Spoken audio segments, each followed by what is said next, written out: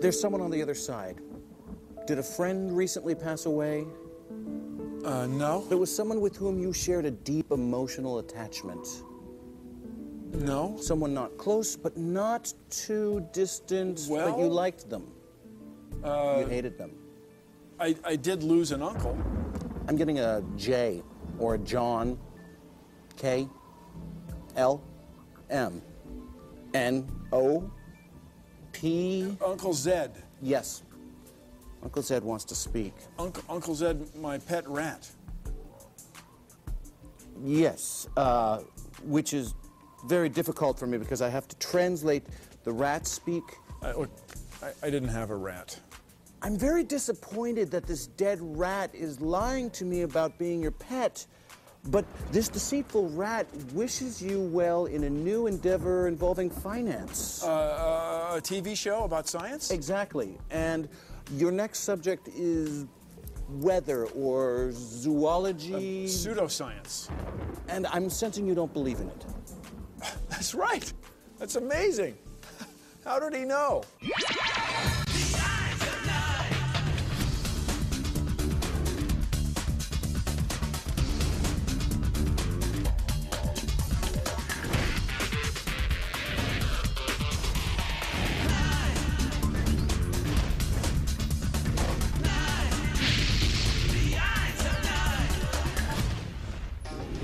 Do you guys believe in extrasensory perception? Yes. You can be ESPN? Yes. I believe in that. Like I heard over in Russia, there's people that can literally bend a spoon with their mind. You know what I'm saying? This is like the heart line to see how sensitive you are, and this is how long your life is going to be. I believe in UFOs, and I know people who have seen UFOs.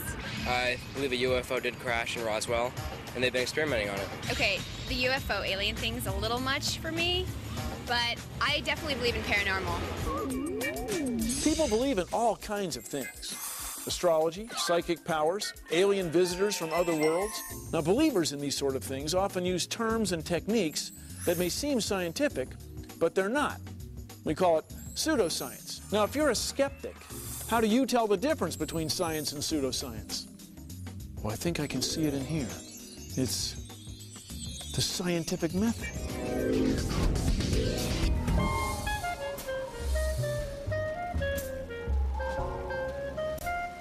There's a saying, extraordinary claims require extraordinary proof. When we apply the scientific method to these claims, well, they just don't hold up. And you might say, Bill, refresh me. What is the scientific method? Well, I'll show you.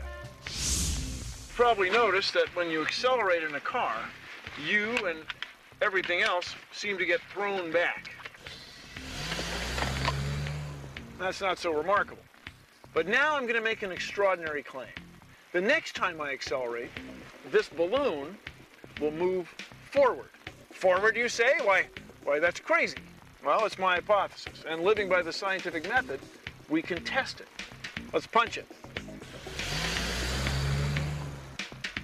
Now, in science, we want things to be repeatable so that anyone can do the same experiment and get the same result.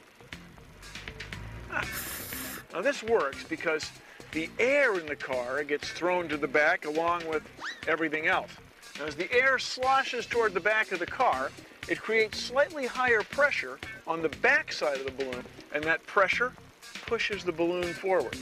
Now, since air is invisible, this claim may have been surprising or extraordinary. The whole thing in science is that to be really sure of something in nature, you have to have a hypothesis or claim that you can test. Otherwise, you just end up going in circles. This just in, another crop circle was discovered in a rural area this morning, apparently made in the dark with no one around. This makes it the 3 billionth paranormal event that was not made in the light of day in front of credentialed scientists from MIT.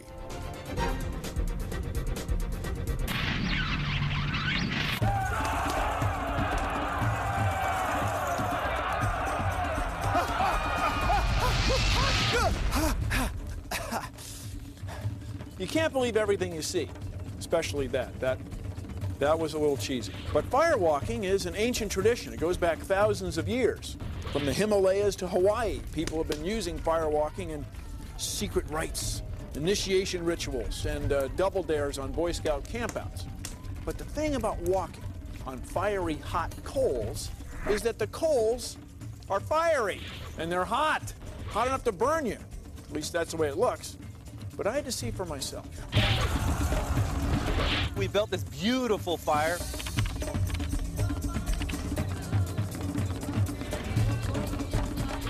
It's going to burn fast and hot. We look forward to that. And you know what, Bill? We're going to help it burn. Oh, yeah. We're going to help it burn with about 5 gallons of kerosene. Yeah. You ready for this?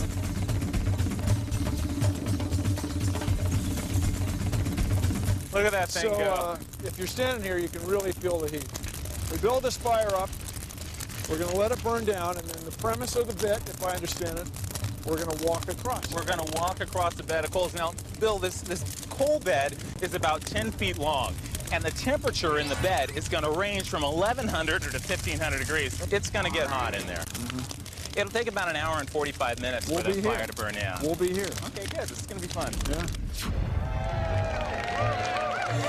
Hi, and welcome back to Pseudo Today.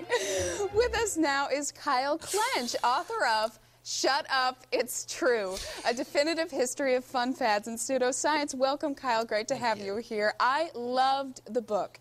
I especially loved that bit about the Bermuda Triangle. Wasn't that fun? The 70s, that tropic theme, and you go flying into the Bermuda Triangle, and poof, you disappear into a different dimension. Wish I could do that with chocolate.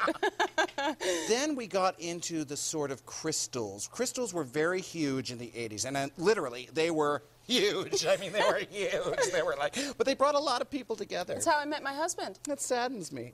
Then we got into a sort of regression, a past life regression, which was very 80s, very inner child. It was really big at the party circuits. Super. I love to party. It smells like it. Well, Kyle, before we go, do you have any predictions for the future? Yes, just got back from Ibiza, Spain, with the wife of 25 years. Oh, congratulations. And we found that rocks in pants, very Hindu, very Chinese, whatever, but it's all about the rocks in the pants. Oh, well, who knew? Anyway, thank you, Kyle, and you heard it here first on Pseudo Today. Anyway. I wasn't kidding about the smell. So, do you believe in ghosts? Yes, I do. And what do you base that on? Well, definitely not science.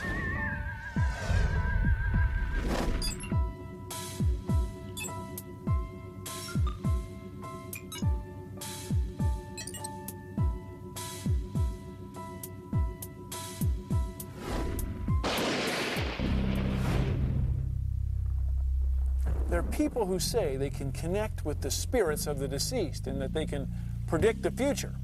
Those are pretty extraordinary claims. And the proof? Well, it's always been less than extraordinary.